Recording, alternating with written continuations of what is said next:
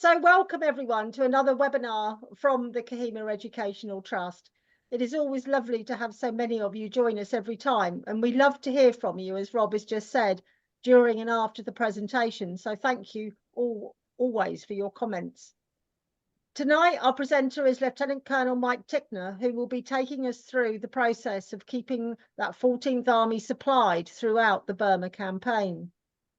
The 14th Army was fighting in the most demanding environment of the Second World War and had to be resupplied along the war's longest, most fragile and least resourced supply chain.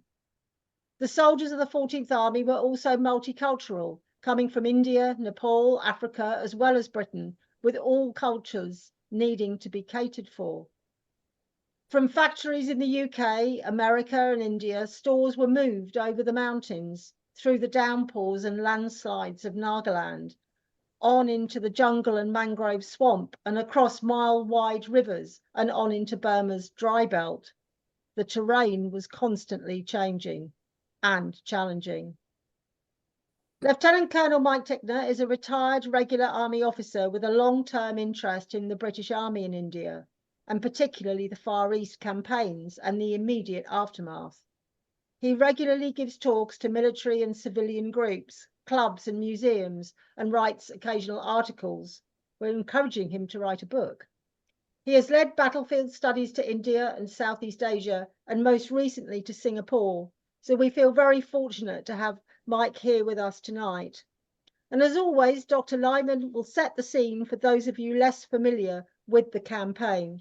Please do use the chat button. As I've said, we love to hear from you and ask any questions that you have. Rob will pick them up at the end. Settle back and enjoy. And over to you, Rob. Thank you. Brilliant. Thank you very much indeed, Sylvia. I'm only going to take about a minute to set the scene because Mike's got 70 slides, believe it or not, and he's going to have a bit of a challenge getting through them all tonight, but it's going to be exciting. You all know, I hope by now, that when the Japanese arrived in early 1942 and pushed the British and Indian forces out of Burma, and by May 1942, one of the greatest challenges that was faced by the Japanese and indeed the British and the Indian armies was how to sustain their forces at the end of very long lines of communication. And on one of these webinars in the past, I've described the vast distances involved. We're talking about the same distance from Calcutta to Rangoon via northeastern India and Manipur, and then down to Mandalay and down through Burma, as the same distance as London to Moscow. So just think about that. In the Second World War, the 14th Army was fighting at the end of a most extraordinary line of communication. And here to talk to us about tonight is Mike Tickner. I'm delighted you're with us, Mike. I first came across Mike when he was going off to take a battlefield tour to Kohima for the 70th anniversary in 2014. And we spent a good bit of time the year before that talking about all things Kohima. So it's great to have you back, Mike, and we're looking forward very much to what you have to say. Over to you. No, thank you very much, Rob, and thank you very much, Sylvia, for your very kind words. And what I'd like to do this evening is to tell you an inspirational story. Now, whether you know a lot or a little about the campaign in Burma, there's many themes that we're all familiar with, and often it concentrates on hardship and misery. And yes, it was unquestionably the most demanding land theatre of the Second World War, in the most demanding terrain, against the most brutal of enemy, and at the back of the queue when it came to resupply. It truly was a logistician's nightmare. However, it is also a story of innovation, endurance and tenacity. And this evening I'd like to talk a little bit about how the 14th Army sustained itself to victory. What I'd like to do is cover these sort of four main areas. And what I want to do is avoid quoting statistics, in part because of the scale they are utterly meaningless. And secondly, and most importantly, it's utterly boring. So if you are really interested in the deep detail, the data about the movement of stores, please read the official histories. But if that's what you're hoping for this evening, I must apologise, you will be a little bit disappointed. Also, what I'd like to do is cover something about military logistics and how it would be conducted. And in many cases, this is a story as much about Indian home front as it is about the 14th Army fighting on India's borders and fighting down into Burma.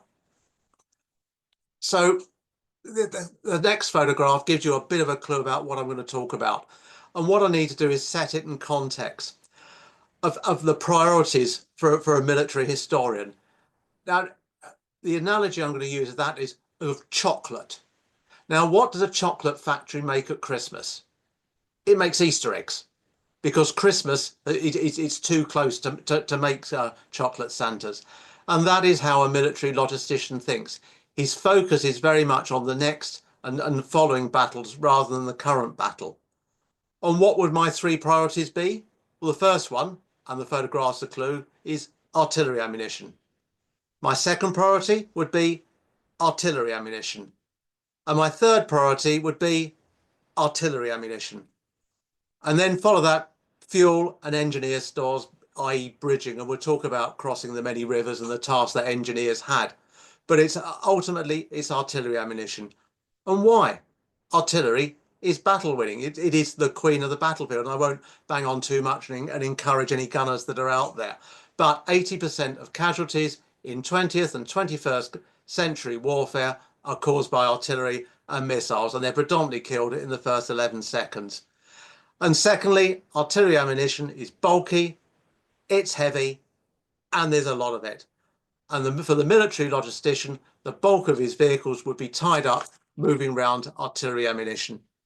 But with the campaign, we've talked about vehicles. It's very visceral. It's very much a personal affair. And we live in a world where we see shipping containers on the back of lorries and trains and ships. Next time you drive down the motorway, look at the number of lorries that you pass that will have a crane on the back. And stores are put onto pallets. We're all familiar with the wooden pallets you see at a builder's merchants. But for the 14th Army, everything is unloaded and loaded by hand. And this photograph here, I think it's of a machine gun battalion busy moving 303 ammunition, lugging it up a hill and slip sliding in the mud. So let's talk. Oh, let's have a map, because we've dived on. Let's go back. Just wait for the. Let's have a map, just very briefly, to put things into context. First of all, if you look in the top right-hand corner, you've got Japan, and look at its proximity to Korea, and which of course Japan invaded in 1904, 1905 for this need for Lebensraum, this need for extra territory. Also note how close it is to China, and we'll talk about the role of China in a little bit. If you start moving down into the center of the map, of course, you'll see the Philippines, which America very much saw as its own backyard and didn't want Japan to play there. And then going from right to left, you've got French Indochina, which of course the Japanese are able to occupy after the fall of France and the instigation of the Vichy government. And looking down, you've got the Dutch East Indies, Malaya at the tip of that, and then you've got Siam and Burma, and in the centre of the map, of course, you've got British India. So having set the context in the world setting, let's move a little bit into the environment. And you need to understand the scale of the achievement and the types of operations. And this photograph very much plays to the perception many people have of Burma as an environment. Jungle, limited fields of view, close country, and movement is very, very slow. But that is just a very tiny part of the picture. The land which they had to operate across, of course, razor-backed mountains, which need to have roads built through them, which we'll talk about in a little bit. You've got rivers, often up to 1.5 miles wide, which needs to be bridged. That's why I mentioned engineer stores earlier. And of course, many will know there's the Sitang and the Irrawaddy. And what I'll do is I'll talk a bit about the Brahmaputra, which is a massive obstacle for the logisticians to cross. The Brahmaputra itself is not the world's longest river. It is not the world's widest river, but only beaten by the Amazon, it has the greatest amount of water flowing through that. That affects tides, that affects ferries, and we'll touch on that in a little bit.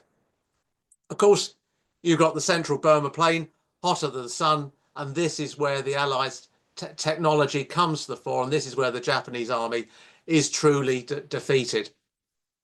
But also, that is not the whole story. Here we've got a picture, and I think this was taken on Pulabadzi, and we're familiar with the Cuneo painting of Kohima with the mud and the splinter trees. Each one of these environments creates a different challenge for the logisticians. But what about the different sorts of operations that need to be sustained, each in turn creating its own challenge? Of course, you've got armoured warfare, you've got amphibious warfare, you've got airborne operations, you've got air landing operations. Here's a picture of the Chindits.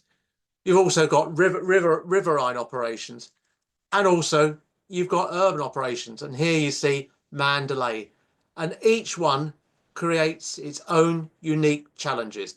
And I'll just concentrate on one tiny part for a moment. The Sherman tank has a 75mm gun and has a Browning machine gun on it. But let's think a little bit about fuel for a few moments. Just by being at altitude, a tank will drink more fuel. In terrain where there's lots of climbing and descent, it'll drink more fuel. So that's the terrain around Kohima. Again, fighting, it drinks more fuel. If you go onto the central Burma plain, it drinks less fuel. Lower altitude, it's on the flat, but it's creating different challenges. For example, wearing out tank track, which has to be replaced. Track bashing is a phenomenally physical and time-consuming task. Also, in hot, dusty environments, you need different oils and lubricants. And by the time you've got extended capital, Slim is significantly concerned about the way his vehicle fleet is fundamentally being thrashed to death. So therefore, you've got a higher demand for vehicle spares. So you see all these different complexities, all pulling the logistician in different directions. So let's spend a few moments and talk about the people that made up the 14th Army. 80% are Indian and Gurkhas. The remainder, well, we're all familiar with the British, but what about the contribution of East and West African troops? And they are in many cases the great unsung heroes of the fighting in Burma. Who else is involved? 65,000 Chinese fighting in northern Burma. And in addition to that, there's 200,000 Americans based in India, predominantly northeast India, running railways and running airheads and ordnance depots. So we have all these people. Let's just dip into one of these sorts of challenges that you've got. And an army marches on its stomach. And by the Second World War, the British Army has got a good idea about how to feed its soldiers. It learned a lot of the lessons from the Great War, and other than the desert where there are problems with ill health due to poor diet. Generally, the British or the 14th Army are well fed when they are resupplied by food. But there's 28 different scalings of food to reflect the different people that make up the 14th Army. For the British soldier, corned beef. Much as he moans about it, much as it turns into slop in the heat, it's better than K-Rats, the American rations designed by Dr. Ensel Keys. As one soldier described it, the first 5 days, K-Rats were a novelty. The second 5 days, they were boring. And the next 120 days, we utterly loathe them. But who else needs to be fed? Of course, Indian soldiers, all requiring a different diet based on their religion. And yes, there are some tin rations with orange labels for Hindus and green labels for Muslims, but Indian soldiers predominantly lived on fresh rations. What is the problem with that? A sack full of onions, if you unload it enough times and leave it in the sun and let it get soaked in the rain, by the time it gets to the soldiers, it's in a pretty poor condition. It's deteriorated a lot. So therefore, the staple of the Indian soldier is roti dal, unleavened bread with a lightly curried chickpea curry, which, you know, is India's ultimate comfort food. But who else needs feeding? Well, of course, East and West African soldiers. For the East African soldiers, it's posho, mealie for the West African soldiers. You've got cassava, cola beans, yam flour. So again, you see all the complexities and how there is so much that needs to be moved with a limited number of vehicles, trains, and aircraft that can move it all. Let's step to one side for a little bit and talk a little bit about the Americans. And their focus is China. Why? What the Americans want to do is to keep the Japanese hand firmly rammed in the mangle in a really unpleasant counterinsurgency campaign in China. And this is why the Americans are willing to build a road from northeast India over the Himalayas into China, the Lido Road, and then fly, in addition, stores into China. And the death toll is phenomenal. So what? The use of American aircraft, the Combat Cargo Task Force, is absolutely vital for the resupply of the 14th Army. And for Slim, it's a constant tension of the Americans allowing the 14th Army to be resupplied by air. And that dominates his thoughts throughout the campaign. So we talked about China. Let's talk a little bit about India. And when you talk about logistics, you talk about where your main storage areas are out of the operational theatre, and it's referred to as the firm base. And in this case, it's in India. And you'll notice that I put a question mark next to the title. Well, why? Well, let's talk a little bit about what is going on in India on the Indian home front. First of all, there's the loss of rice. In Burma is very much the rice basket of Southeast Asia. So with the loss of Burma, the main source of rice is immediately lost, as well as the 600,000 refugees that flow into northeastern India. Then there's a poor harvest in the Punjab in 1942. The Punjab is India's grain basket, the Punjab, the land of the 5 rivers. So for the people of India, the 2 main sources of carbs, rice and bread, immediately the amount has diminished. What happens next?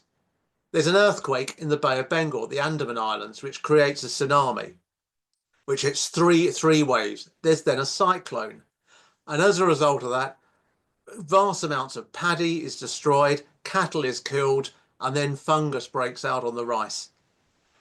Added to that, as the army retreats through Burma back into Bengal, because of the fear of a Japanese invasion, boats are sunk so the Japanese cannot use them to cross rivers and estuaries and to get into Bengal. So if you look at the people of Bengal, they get their carbs from rice and their protein from fish. Suddenly, the 2 sources of food has been significantly diminished. And here you have the source of the Bengal famine, which is estimated to have killed between 1.5 and 3 million people. And its very height, 100,000 people a week are dying from starvation. Added to this, the additional complexity is the mass movement of people as India tries to set itself up for war production. But what else is going on? Gandhi's Quit India campaign, which was launched in August 1942, and again affects India's home front. How does it do that? When Gandhi declares the Quit India campaign, the British arrest the leaders of the independence movement. However, the more extreme elements that sit in the shadows suddenly are less checked. As a result, there is vast amounts of destruction of infrastructure, particularly railways, and it ties up 56 infantry battalions on internal security. This, in its turn, affects trade, food productions, the price of food, and ultimately war production. We've talked about war production. Let's start talking about the defence industrial base of the various nations involved in the fighting in the Far East. And I'll start by making a proposition. And I'll say to you that Britain fought the war it chose, Japan fought the war it had to. Now, when I've said this before, people wrinkle their nose and you see people put their head on one side. Well, just bear with me for a few minutes. Modern industrial war is won by the country that is able to make the most effective killing machines cheaply and in greater numbers than their enemy. So if you look at Germany and the Eastern Front, the German tanks, technologically far superior to anything the Russians had. The T-34, a very, very basic tank, but the Russians were able to make much more than the Germans were. So that shows their industrial base. And if you go back to the Second World War, Britain is an industrial nation. We still made things. We had the infrastructure, we had a skilled workforce, and we had industry that could be retooled. And yes, it took over 2 years to retool our industry, but we had the resources and we had the factories and we had the people that were able to do that. Also, we were an imperial nation. What does that mean? Guaranteed resources and guaranteed markets. India does not have that in industrial base. And if you read some of the books written during the war in the Far East, they will talk about Tata Steel. And yes, it is a massive multinational company now. It was certainly less so being a case in the early 1940s. And one final point before we move on from British war production, it's worth noting how by 1943, Britain is running out of manpower. And it's estimated that in 1944, the only people that are going into the services are men that were born in 1926. And of those men, 1 in 8 are going into the mines. So this shows the importance of industry to make up for a diminishing pool of manpower. And much as they say that the Battle of Waterloo was won on the playing fields of Eton, the Second World War was certainly won in the steel mills of Pennsylvania. And once America wades in with war production in a way that only the Americans can do, the die is cast. So let's talk a little bit about Japanese war production. The picture paints 1,000 words. As you can see, terrible poverty, and Japan has a growing population with limited resources. It can build very good ships, and the Zero fighter with a skilled pilot can certainly give a Hurricane pilot a jolly good run for his money. But starting with expansion into Korea in 1904, for Japan, expanding into Southeast Asia is a war of national survival. And they stockpile during the 30s because they realise that this war is coming. But once the Allies, their production, their defence industrial base kicks in, Japan is ultimately unable to keep up. Hence, we have kamikaze pilots. You don't have to get involved in a research and development battle. You don't have to train your pilots particularly well. You just need to be able to teach them to take off and to navigate. So Japan has little industry, lots of people. The Allies have lots of industry and a diminishing pool of manpower. So Japanese sustainment itself, Japan, the army itself is very much a medieval army and an army of infantry.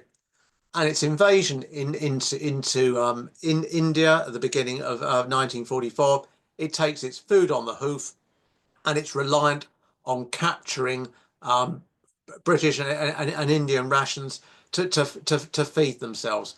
And all this idea of Asia for the Asians, the Japanese certainly don't follow that. They rob the locals blind, and leave them starving.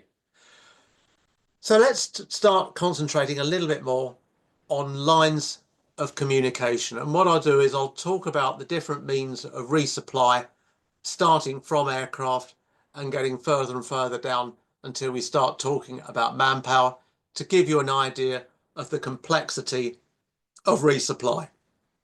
So yes, there is an airline of communication which runs from the UK to the Far East.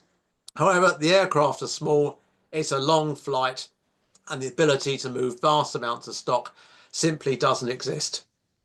The line of communication is the sea line of communication. This is the most important one. Initially through the Suez Canal, but once the war in North Africa starts and Italy, everything has to go round the bottom of Africa to get into. If you look on the left-hand side of India, you've got Bombay, where the bulk of the troops went to, and then if you look on the right-hand side, you've got Calcutta, where the bulk of the stores went to. So once the troops and the stores have got off the ships, how do you move them? By rail.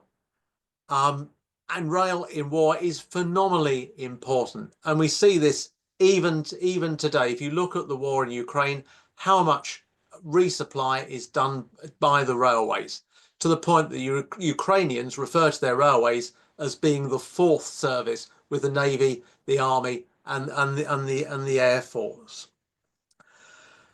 Many of you would have done O-level history, and I'm sure that you did George Stephenson and the Stockton and Darlington Railway. Britain built its railways to move coal and iron ore.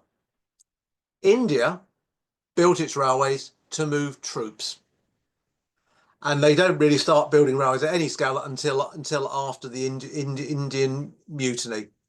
The railways themselves are multiple gauges, and after 25 years of lack of investment, by the beginning of the Second World War, they are in really a very poor state, which is why the British send Sir William Stanier, who's the chief mechanical engineer for the London Midland Scottish Railway. They give him a commission in the Royal Engineers, and they send him out to India to try and resolve many of the problems, particularly derailments.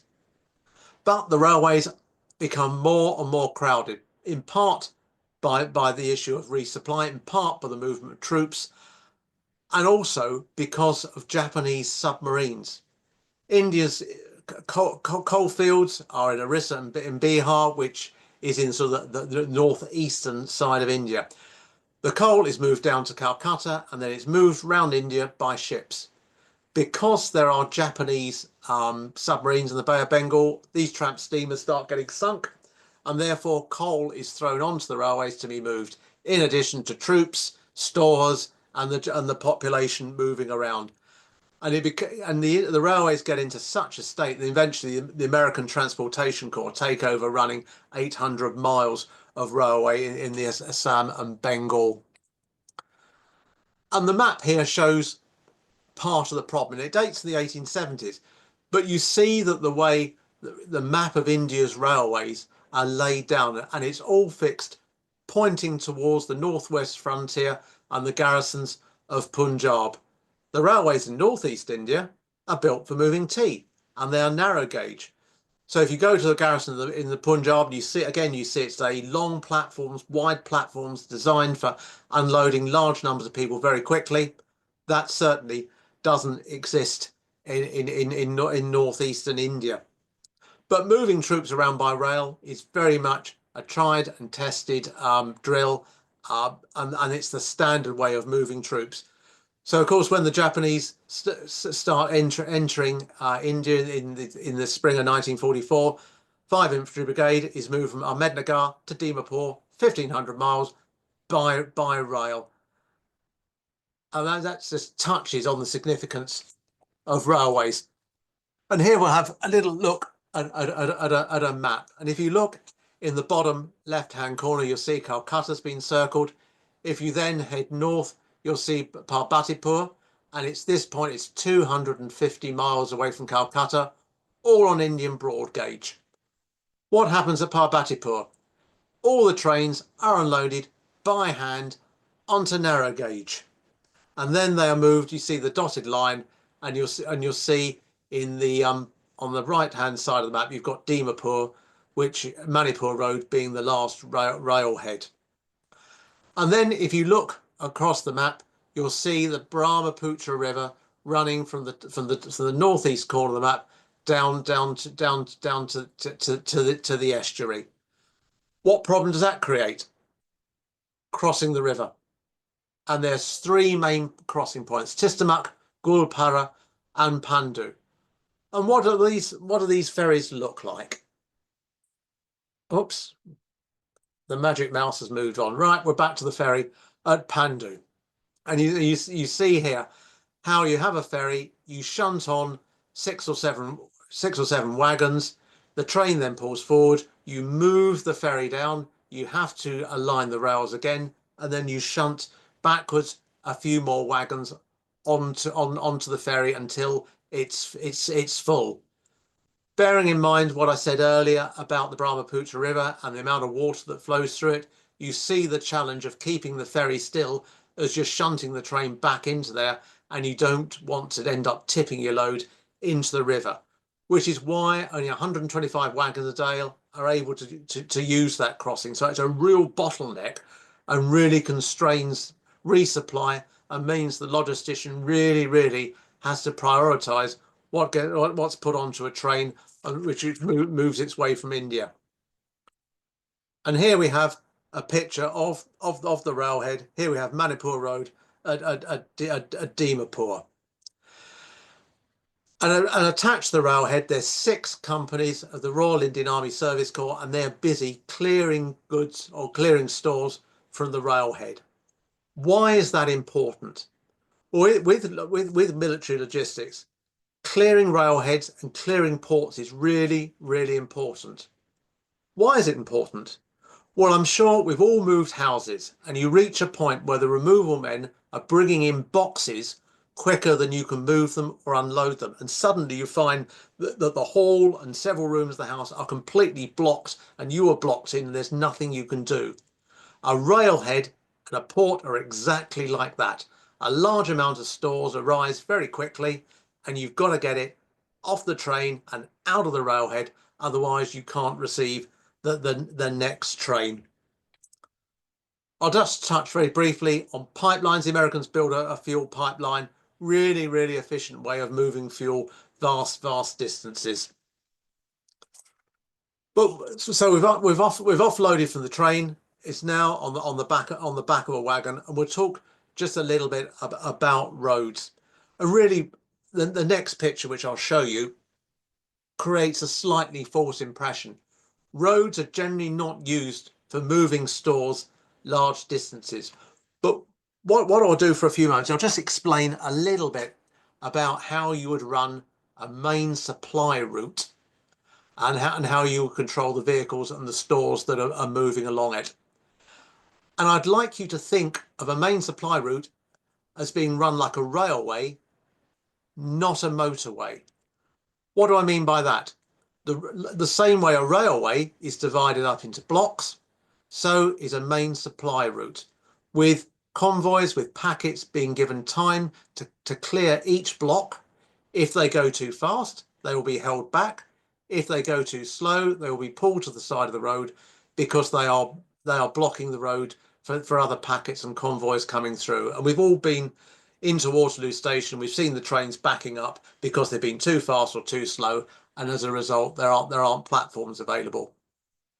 And if we just spend a few minutes looking at this diagram here, it shows the main supply route from Dimapur all the way through Kohima, Imphal, all the way down to Kalewa. If you look in the center of the diagram, you'll see there's a sign with an arrow on. That's called a tack sign, so the drivers would follow that. It's a yellow background and black, so it makes it easy to see. And then if you look at the key in the middle, you'll see all the different resources that are needed to keep the convoys rolling, be it military police, be it medics for people involved in accidents or get taken sick, reception camps, places to halt, places to refuel. You suddenly get an idea of what a complex operation it is. Again, it has to be defended, and it would have its own headquarters to command that. And on long routes, something called the London General Omnibus Principle is used, which is a very grand title, but in fact it's much simpler than that. And I can't ask for a show of hands, but all of you would have been on a bus where the bus has stopped and they've changed crews. That is the London General Omnibus Principle, because with a vehicle, you can run it 23 hours a day. As long as you can do maintenance and refuel it, the vehicle keeps running. Drivers don't. So what you do is in this case or similar cases, you would simply change crews and the vehicle would keep moving. That way, the company commander, the transport company, keeps a tab on his people. He doesn't lose them for days, and he knows they'll be fed, watered, and they'll get some sleep. And it's a principle that is used if you look at the Army of North Vietnam during the Vietnam War along the Ho Chi Minh Trail, where they had motor vehicles. They would use the London General Omnibus principle to keep the wagons rolling, but to keep changing the drivers. And here we've got a picture of a road that's been built through the mountains. And very early in the presentation, I showed you a colour photograph of the razor-backed mountains and deep valleys. And this shows the challenge. And who built these roads? It was locally recruited labour, and it was recruited by the Indian Tea Planters Association. They recruit over 30,000 people for road building. Why? They've got recruitment networks. As simple as that. They know how to recruit manpower, and they've got a long history of recruiting them to work in tea gardens, and they use the same network to find people to build roads. And again, this is a great photograph, and it just shows how hard and brutal and backbreaking the work of building these roads was. And also, we need to remember maintaining these roads with a constant battle against the climate and against the environment and the monsoon.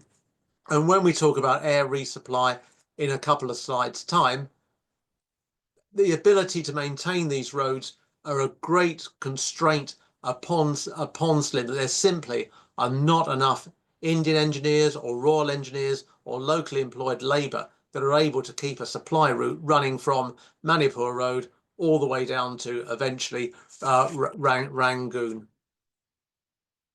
But I touched on it very briefly. We talked about rivers. 8 times more stores are moved by river than are moved by road. Why? In Burma, rivers are the super highway, and much of this, although the photograph you see there involves soldiers, much of the stores are moved by local contractors that have such wonderful names as the Irrawaddy Steam Flotilla Company. What a wonderful name for a company! But of course, all of this demands its own resupply, spares, workshops for repairs, etc., etc. It creates its own burdens. We've talked about technology. Let's talk about animals. And again, for the war photographer, an elephant always makes a great photograph for the newspaper, and they seem very picturesque with their calves, and they're hired locally. They feed in the jungle, so unlike mules, you haven't got to worry about fodder, but they can be very, very temperamental. They are ultimately trade unionists at heart, and when they've had enough work for the day, they will down tools. And also, they are known to be particularly bad-tempered and kill the mahouts. If you're interested, Elephant Bill is a super book. It's in many cases, it's more about elephants than it is about the war in the Far East. You couldn't have a discussion about resupply in the Far East unless we talk about mules. Incredibly versatile. Every infantry battalion is scaled with 70 mules. They've got their own training school for training muleteers at Jalandhar. But again, they require fodder, they require shoeing, they require harness, people that can repair harness, their own medical chain for when they're sick, their own labs. So they create their own burden in itself. They can also live up to their title, be incredibly stubborn. The muleteers are all issued with a pencil, not a pencil, a pistol. And when you put them onto aircraft, when they're frightened, they urinate, and the ammonia damages the control system for the aircraft. The pistol there, quite simply, should the mule become spooked on an aircraft, rather than damaging it and downing it, his job is to deal with the mule, and then all the other soldiers in the back of the aircraft will absolutely hate him because they know they will have to be carrying all that kit. Let's talk a bit about people and manpower. We've got a famous Cecil Beaton photograph, but the lowest common denominator for the war in the Far East is somebody lugging a box.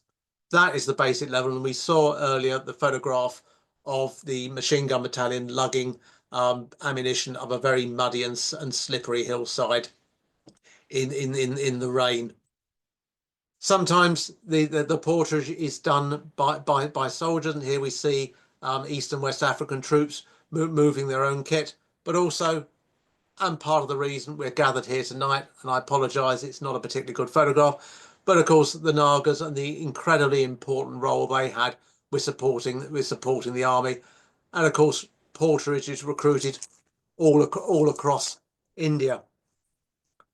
And so as we become closer to the end, let's touch on air resupply, and of course the Dakota, one of those great iconic design classics, phenomenally tough, able to absorb all sorts of punishment, and stories about the Dakota's ability to fly whilst damaged. Yeah, there are endless stories, and I won't quote them tonight, but phenomenally important to resupply the 14th Army, both as air dispatch, i.e. being thrown out the back of an aircraft with a parachute, or air resupply, landing on a landing zone. And the use of air for resupply is more extensively than any other theatre in the Second World War. The Royal Engineers experiment with it a little bit in 1911, and yes, it's used at the Siege of Kut in Mesopotamia in 1916. A little bit resupplying during the retreat in 1918, and it's used on the northwest frontier. And a young captain, Bill Slim, in 1928 has experience of resupply up on the frontier. However, it's at a really small scale. The 14th Army learns its trade, the use of resupply during the Chindit operations, and learns a phenomenal amount through its mistakes. And I'll quickly, if you look on the left-hand side of the photograph, you'll see a Nigerian soldier there. Most people that look at this photograph are all familiar with it. And you look at the stretcher bearers. Again, it shows how East and West African soldiers are often forgotten about. The skills and knowledge learned on the Chindit operations are then used in the Battle of Admin Box. And by the time you have come to Kohima and Imphal, it's becoming more and more a polished skill. And up to 19,000 tons of stores are dropped during the battle, including 2 million cigarettes, post and magazines. However, 25% of everything that's dropped is destroyed. Photograph you can see here, it's Royal Indian Army Service Corps loading up 100-pound canvas parabags. On the right-hand side, I think they're tins of corned beef. On the left-hand side, by the look of them, they're probably tins of cigarettes. They're kicked out the back of an aircraft, 300 foot if it's got a parachute, and 50 foot if it's free drop, which is normally fodder for mules. But what does it look like in reality? Well, this is a photograph I took in the National Archives. It's from the War Diary of the 4th Battalion, Queen's Own Royal West Kents, and it's for the 19th of April 1944 at Kohima. I won't ask you to read what is inside the red box, as it does become a little bit of an eyesight test. Instead, I'll read it out. And it says, supplies dropped on a very restricted area remaining.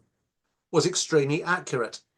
Still a few casualties caused when packages dropped without or with unopened parachutes.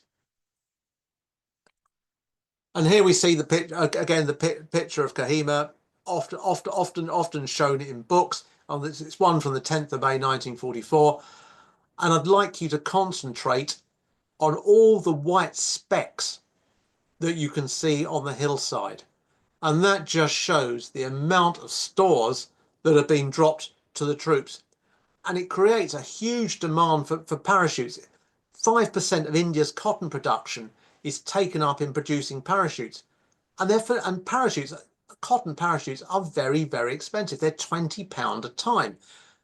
And as much as that's great, again, creates an even greater burden on the taxpayer. So a solution is come up with. India has jute, lots of jute, and it makes sacks. You can also make parachutes, which cost £1 rather than £20 each. So you have parachutes. They do try a small experiment with putting mules in parachutes. They only try it once, and we won't dwell on the consequences of pushing a mule out the back of a Dakota at 300 feet. And this photograph here just shows, again, part of the supply chain of bringing together all these parachutes, sorting them, cleaning them, repairing them, repacking them, and then using them again. Hence the need for cheap parachutes to try and reduce some of that burden. Air resupply itself, absolutely everything is moved. In one case, they even move a steamroller and coal for building runways. And at airheads all across northeast India, 10 days of supply for 40,000 men are pre-positioned. So fuel, ammunition, food, medical supplies are all pre-positioned at airheads across India so they can be flown very, very quickly to resupply troops. As a result, forward units, within 48 hours of requesting something, is being kicked out of the back of an airplane with a parachute. If we were to buy something on the internet and it was delivered to our home in 48 hours, we would be very happy. Imagine being in a forward unit and receiving what you requested in 48 hours. It just shows what a slick operation the whole thing is and how well organized the resupply by air is for the 14th Army. And I love this photograph. It's one of a temporary airstrip. And we've already touched on a little bit about the problem of maintaining a main supply route from India all the way through Burma and keeping up with extended capital. Slim and supported by Chief Logistician Major General Alfred Snelling, known as Grocer Alf, a plan is devised that you have a series of airheads, 50 miles of main supply route taking up to forward units. Once you're starting to struggle to resupply forward units along that main supply route, set up a new head, abandon the old airhead, and just keep pushing forward with airheads, 50 miles of road, airheads, 50 miles of road. It's a hell of a gamble. It's a really bold logistic plan. It's utterly reliant on the Americans providing aircraft from the Combat Cargo Task Force. But logically, it is by far the best option as long as you can outrun the monsoon. And if you jump forward for 3-4 years at the Berlin airlift, the skills to resupply Berlin once the Russians have closed the inner German border are exactly the skills that are used to resupply the 14th Army in Burma. Very briefly, while we're on the subject of air resupply, the importance of being able to evacuate casualties by air. Here you see a L5 Sentinel that can land on a 150-yard temporary runway. Prior to the ability to do that, if you were a casualty, your prospects are not great because the ability to CAS evacuate back to a hospital. Because of the ability to fly casualties out within hours of being wounded, you're on an operating table in a clean hospital in India. What a massive impact that had to morale. And so we're now at the final slide, and you must finish with a picture of a mule. I think this is from a mortar platoon. You'll see there's on the right hand side there's a bipod for a 3-inch mortar, and the leather box next to it I think is a Mark I Lensmatic sight. And you can't really finish such a talk without talking about mules, or finishing with mules. So I hope during this mad rattle through the subject, you now have a little bit of an understanding about the challenges that logisticians were faced with resupplying the 14th Army. And the logistic plan is very much one of contradictions. In one extreme, air resupply is used more extensively than any other operational theatre of the Second World War. However, very quickly, you're moving things by pack animals and by elephants, which have been very familiar to Alexander the Great. Slim understood the importance of logistics. If you look at the final chapter of Defeat to Victory, that is one of the subjects he focuses on.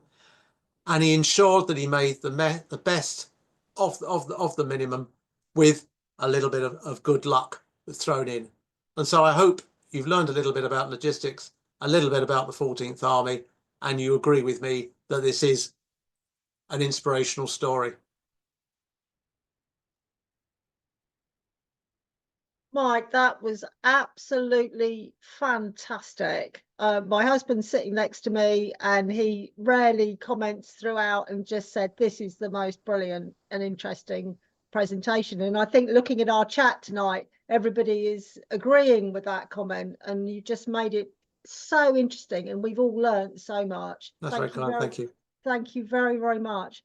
Rob, I know you're on the questions. There have been one or two. Is there anything that you want to cover? Just some very, very interesting questions and some points actually that people are making about the parachutes and the cost. And it appears that there's a chap out there doing some research on that entire story as we speak, which is really exciting. So no questions that we can't answer, but fascinating, as I agree. Thank you very much indeed, Mike. Pleasure.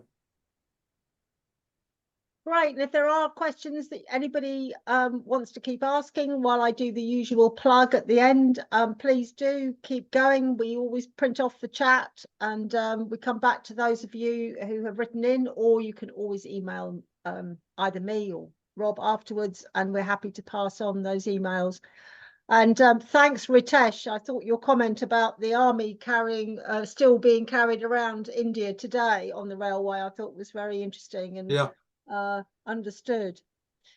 Right, well, with 2 weeks to go, Remembrance Sunday, we've still got some specially made Kohima 80th anniversary poppy pins available on our store. So please do go to the online shop. They are £5 each, as many of you know. I know many of you watching tonight have already bought several, but any new viewers, that's the way to get a Kohima pin. And with Christmas in mind, we have lots of books for sale, maybe not at Amazon prices, but 50% of the cover price will go and does go to KET. We've got the, Rob's wonderful books on Kohima and War of Empires, Japan's Last Bid for Victory. And I'd like to make a point of showing you Soldiers, Poets of the 2nd Division, a book that Bob Cook at the Kohima Museum put together. And it's brilliant. It's all poetry written by soldiers that were there throughout the campaign. And some brilliant, some maybe not such brilliant poetry, but very, very moving and very well worth reading. And we also have in our shop lots of stocking fillers, purses, scarves, jewelry. Those bracelets are absolutely lovely. I like them anyway. They're all made in Naga homes, and there's a good selection of bags, waistcoats, and more, as they say. So our next webinar will be at the usual time, but on a Monday, November the 18th. We selected that day as it is the exact date 80 years ago in 1944, when a commemoration service was held at the foot of the newly erected 2nd Division Memorial Stone in Kohima. And one of our trustees, Andrew Hunter, his father was actually there and had kept the original service sheet, which Andrew has, and has passed on to KET safely in our safe. And Charlotte Carty will be talking about this. She's done a lot of research on this and also all the memorial stones that exist today in Kohima. Sadly, we'll be without Rob because he will be in Kohima, but and traveling through Burma. But we look forward to seeing you then. Thanks for watching this evening. It's always a pleasure to have you here, and take care until the next time. Good night. Thank you, everyone.